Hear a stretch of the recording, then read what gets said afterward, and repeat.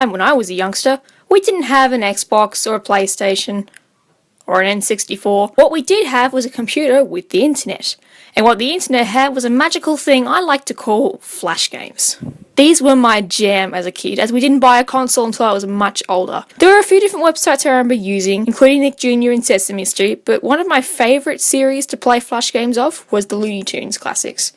In case you care, my favourites are the Scarlet Pumpernickel and the Three Little Bops. Recently I stumbled upon some of the old Looney Tunes flash games I used to adore, so I thought I'd take a trip down nostalgia lane to cleanse my mind of the thing that was Putt Putt Save the Zoo. First game we'll be looking at is one that genuinely used to creep me out. Attack of the Tweety Zombies. And I gotta admit, it's got some good atmosphere. It's fairly creepy, and at one point I remember being so terrified of these zombies as a kid that I would quit the page after about 3 seconds of gameplay. Wait, I can change the difficulty level? Awesome!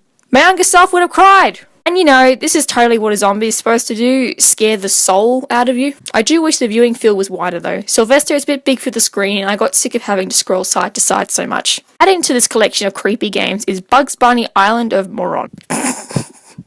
Moron. Remember the days when that used to be a swear word? The creepy font has a nice touch as well. But seriously?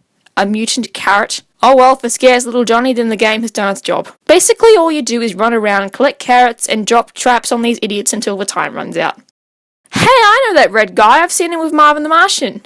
What's his name again? I'll take a break from jumping on zombies and dropping traps to go diving under the sea with Sylvester in this very cleverly titled Sylvester Under the Sea. The first thing I noticed when I rewatched this cutscene is that Granny is the most enthusiastic fish shopper ever. Look at how hard she slaps those notes on the counter. It's like, yeah, Porky, give me that fish. And Porky's like, here, take my dead animals while I make a profit off of you. The graphics look much better than I remember them being. Perhaps the Dove Flash player got better since I was a kid, who knows. The controls are also very fluid. Sylvester really glides around the screen. It's a good touch, and I'm so thankful you can swim over these rocks. Like, yeah, for being part of the background, hallelujah. Ah! Shark! Run for your lives! Okay, now over here, I've got to catch them. Ah! Shark! Run away! Phew, glad that moron's gone. Ah, why is he still following me? Why is he still following me?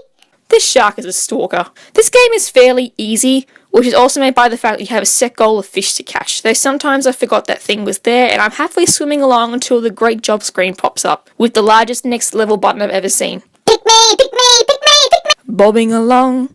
Bobbing along on the bottom of the beautiful briny sea. And for our last stop on Nostalgia Boulevard, I've decided to have a look at what I always considered to be a mysterious game. Toon Marooned. I vaguely remembered this one, but looking back now, it's just plain weird.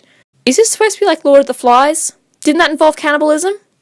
Daffy Duck is a dead duck. Taz does look pretty creepy on the title screen though. I'm watching you, child. The idea of this game is to put out your opponent's fire by firing puns! Rocks at their fires, which are floating freely for some reason. And regardless if you win or lose horrifically like I used to do a lot, this creepy tiki mask pops up with some badly arranged text.